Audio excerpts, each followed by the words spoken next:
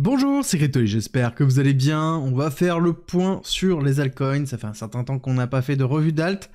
Vous m'avez sélectionné un certain nombre d'altcoins, on va passer en revue et on va surtout voir où on en est concrètement au niveau de Total 3, de toutes les autres cryptos en dehors du top 10. Vous allez voir que c'est important au moment où on a un BTC qui est plutôt résistant par rapport à la chute qu'on connaît sur le Nasdaq. Et par rapport à la crise que l'on a pu connaître, c'est pas forcément le cas au niveau des altcoins, on va essayer de comprendre pourquoi, quels sont les niveaux clés, et répondre à cette question fatidique de est-ce qu'on a, oui ou non, posé un bottom au niveau des alts. Vous allez voir qu'il y a quand même pas mal de choses qui sont plutôt positives à prendre en considération, et surtout des zones très importantes, clés à voir. Chose qu'on va analyser d'ailleurs tout de suite au niveau du Total Market 3, qui représente l'ensemble des altcoins quand on retire BTC et Ether. Globalement, c'est quand même très important à surveiller. On a ici une envolée qui est plutôt positive, où on est en train d'aller chercher ici les 794, le top précédent, quelque chose qui est important à passer. Si on arrive à passer ça, on va se retrouver très vite dans les 820. Les 820, ça va être ici une zone de vente qui va être très importante. On a ici une imbalance très forte de vente qui se positionne ici, le top protégé est au-dessus et est à 855, donc là il va falloir faire très attention pour potentiellement faire une continuité baissière. Si on arrive à consolider au-dessus, c'est plutôt positif, ça veut dire que là, hop, on va chercher ici le top précédent qui a entraîné ce plus bas, et donc là on a bien ici une invalidation de la structure et donc certainement une restructuration pour repartir, mais on est quand même pas si loin que ça. On voit bien que on a un momentum qui est en train de se reconstruire, c'est le cas au niveau du RSI aussi, en tout cas en daily. On n'est pas encore ça, c'est pas encore ça sur du weekly, on voit que le momentum au niveau du RSI est toujours un peu mou du genou. On voit bien que au niveau weekly, on n'est pas encore totalement dans une réaccélération, on est plus dans une forme de réaccélération comme précédemment, avec une tendance moyen terme baissière. On n'est pas loin pour invalider ça. Il faut avoir ici une bonne semaine. Si on a une bonne semaine, ce sera plutôt positif. C'est quelque chose qui se voit aussi au niveau ici de la dominance sur les autres, donc c'est-à-dire tout ce qui n'est pas top 10. Ici, c'est la dominance, donc c'est la représentation en pourcentage de leur place sur l'ensemble des crypto-monnaies.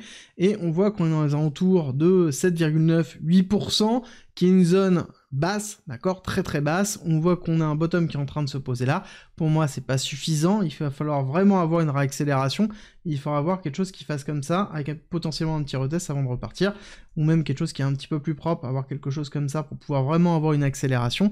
Là, on aura un bottom au niveau de la dominance. Ça veut dire aussi derrière que le market, lorsque les liquidités vont rentrer dans le marché, vont arriver sur peut-être BTC en premier, ok, mais vont arriver petit à petit dans tout ce qui est autre crypto en dehors du top 10, et là, on aura vraiment un intérêt très fort qui se fera au niveau des cryptos et surtout des altcoins. Pour moi, tant qu'on n'a pas ce signal là, les altcoins vont peut-être accompagner BTC, mais ne surperformons pas BTC, donc il n'y aura pas d'altcoin season, tant qu'on n'aura pas ici un redépart au niveau des autres cryptos, et ça va être à prendre en considération. On le sait bien, BTC domine, il faut le prendre en considération dans ici la gestion du risque que l'on a. Ça n'empêche qu'on a certains altcoins qui sont très positifs, vous allez vite le voir dans les altcoins qu'on va analyser ensemble. Mais avant, je vous rappelle qu'en commentaire et en description, vous avez la communauté privée gratuite, qui est gratuite, dans laquelle vous allez avoir accès de la formation, des lives, des masterclass. Vous allez avoir accès à la possibilité de pouvoir donner votre wallet. Si vous voulez avoir une analyse qui sera certainement live, c'est sélectionné au hasard. C'est en commentaire en description si vous voulez nous rejoindre. Et on attaque tout de suite les analyses avec Plume dans un premier temps. Plume qui va être ici un projet qui est... petite market cap 213, donc on fait toujours très attention. On est sur une FDV, donc une market cap diluée de 1,7 milliard de dollars. Market cap 343 millions de dollars.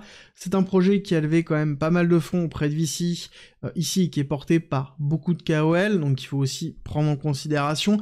Par contre, en termes de structure de marché, on est sur quelque chose qui est ultra propre. Plume, je rappelle aussi que c'est un projet qui est RWA, qui est plutôt solide, même très solide. Je pense que si jamais ça vous intéresse, écrivez Plume en commentaire et je vous ferai une vidéo spécifique sur Plume par rapport à ça. Mais on est dans ici une structuration qui est vraiment positive, avec ici une prise de liquidité supérieure. On est en train d'aller consolider dans les zones plutôt classiques ici. Donc on voit bien qu'on a la mèche qui est allée chercher toute l'imbalance qui se trouvait là. On est en train de consolider. Là, on a vraiment un maintien des lots qui sont plutôt positifs, les lots qui sont posés sur le 7 avril. Donc tant qu'on arrive à structurer comme ça, on maintient des niveaux clés vraiment forts au niveau de Plume. Pour moi, par contre, il va falloir vraiment aller chercher ici les alentours des 0,19 pour vraiment avoir un redépart haussier. D'accord? Tant qu'on va pas chercher 0,19, ça sous-entend qu'on n'aura pas de restructuration pour faire quelque chose comme ça. Ça sous-entend que là, on aura plus une structure qui sera hop, comme ça, pour aller chercher potentiellement les liquidités qui se trouvent dans les 0,12, voire peut-être aller chercher un petit peu plus bas, faire une zone d'accumulation au niveau des 0,10, hein, donc quelque chose qui fait comme ça, pam pam pam, structurer et repartir. Donc ça voudrait dire aussi une pression un peu plus baissière. On voit bien qu'on a une forme de capitulation qui est un peu plus légère que historiquement. On est bien allé chercher les liquidités. Je pense qu'on va avoir à un moment donné une respiration qui risque d'être un peu plus agressive sur cette crypto-là, à surveiller de très près, et à savoir qu'en termes de target, on va avoir des targets qui vont être plutôt basés sur l'extension de Fibonacci, avec ici les targets 1 et 1,1 dans les alentours de 0,28, 0,38, et après on peut aller chercher plus haut, 0,5, 0,73, en fonction bien évidemment du RWA, donc le narratif qui pourrait se déclencher autour de Plume, et des liquidités qui seront déversées dans le projet. On continue avec de la DeFi, avec Morpho vu en daily. Ici nous avons une market cap d'IUE qui est passée en dessous de 1 milliard de dollars, market cap classique à 223 millions, donc pareil, petit projet aussi à prendre en considération. On est allé retourner dans une zone très profonde au niveau de l'order block qui se trouve ici. On a maintenu encore des niveaux clés qui sont les 0,7. 0,7 à prendre en considération, on pourrait avoir ici une mèche pour la liquider. On n'a pas d'inversion de structure, d'accord? Là, il faut comprendre que sur Morpho, on est dans une temporisation plutôt baissière moyen terme, et je pense qu'on va aller rechercher là pour potentiellement faire soit une consolidation, mais il faut impérativement qu'on maintienne un lot. Je pense qu'on a les 0,8 qui sont à prendre en considération, 0,7 à prendre en considération. Ça pourrait être très bien ici une zone d'accumulation qui pourrait être effectuée. Par contre, il va falloir la faire, cette zone d'accumulation. Malheureusement, ce n'est pas encore le cas, et il faut le prendre en considération. Pour moi, hop, on va se la noter ici, zone d'accumulation potentielle. On va se la mettre ici en accumulation à déterminer si oui ou non on rentre dans cette zone d'accumulation. On pourrait même faire comme ça, voir si oui on arrive à pouvoir repasser. Pour ça c'est simple, il y a un premier signal à prendre en considération, ça va être la rupture ici des 0,1. D'accord, ce top là, arriver à casser les 0,1 pour ensuite retester et repartir.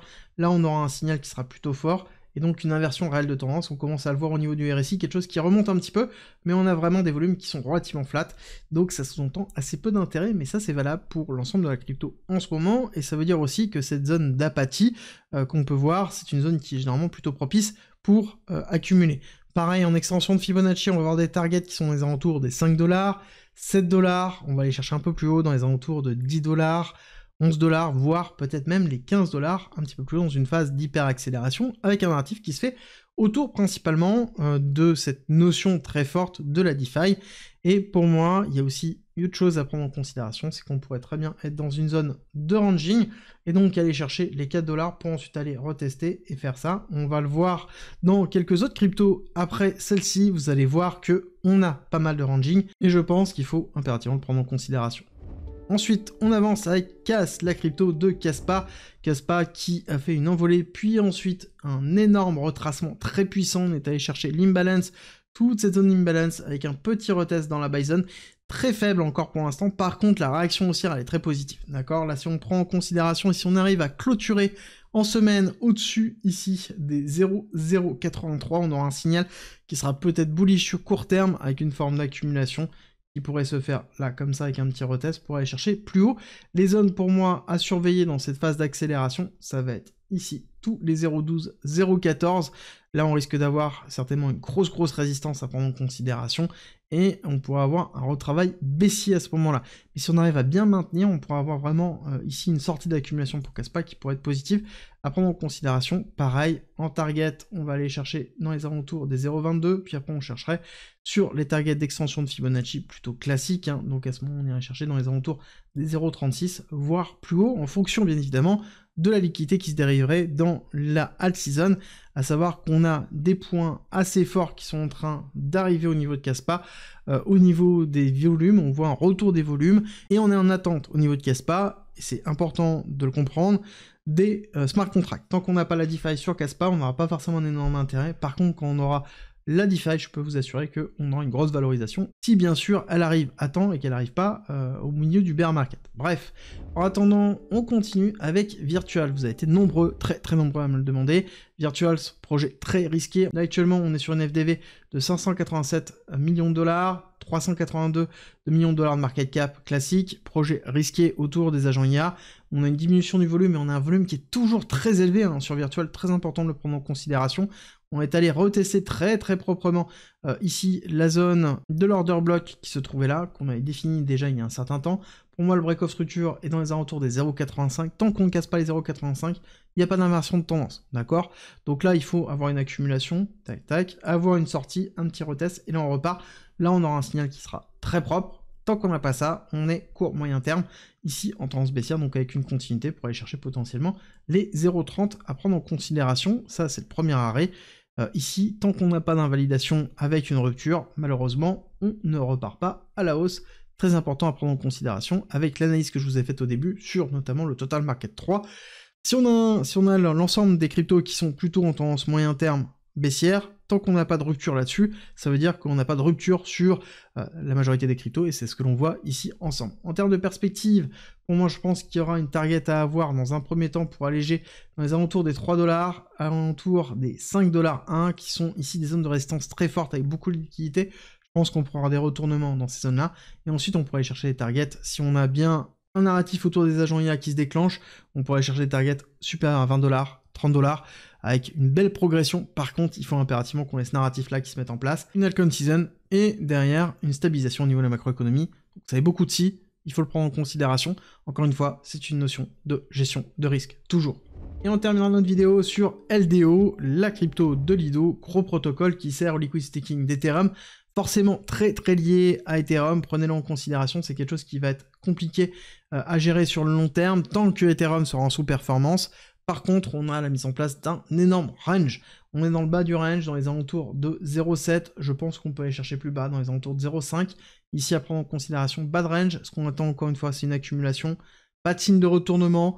La rupture ici des 0,9 va être compliquée à tenir sur le long terme. Pour moi, il va falloir vraiment avoir une rupture haussière, un retest pour ensuite repartir. Et dans la reprise et l'accélération, il va falloir aller chercher les 4$, voire potentiellement les 6,5$, qui sont des zones, pour moi, clés très importantes, ici où on aura certainement des sell-off, et quand on regarde les extensions de Fibonacci, ce sont des zones qui sont plutôt classiques. Quand on regarde ici les volumes, on voit qu'on a bien une baisse au niveau des volumes, et tant qu'on a un FUD autour d'Ethereum, LDO ne pourra pas repartir. Je pense que c'est vraiment le point le plus important. On est ici sur une market cap diluée de 739 millions de dollars, market cap 664, plutôt cohérent.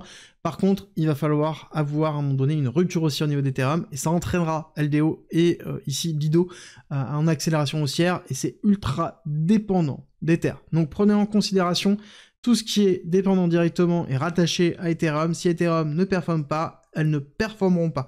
Et donc ça sous-entend que sur du LDO, il va falloir peut-être avoir quelque chose d'un petit peu plus agressif si on a un retour d'alcoin season sans avoir Ethereum qui décolle. À ce moment-là, il faudra certainement cut une partie des positions dans les alentours des 3$, voire peut-être un petit peu en dessous, peut-être 2,3$. Encore une fois, il va falloir être patient et regarder ce qui va se passer sur Ether et sur l'ensemble de la coin season. Tout est lié et forcément on va avoir chaque métrique qui va influencer sur chacune des cryptos et il faudra le prendre en considération. En attendant, si ça vous a plu, si vous voulez d'autres cryptos, c'est simple, la section commentaires est ouverte, proposez les cryptos que vous voulez que j'analyse la semaine prochaine et nous on se retrouve très vite pour une nouvelle vidéo.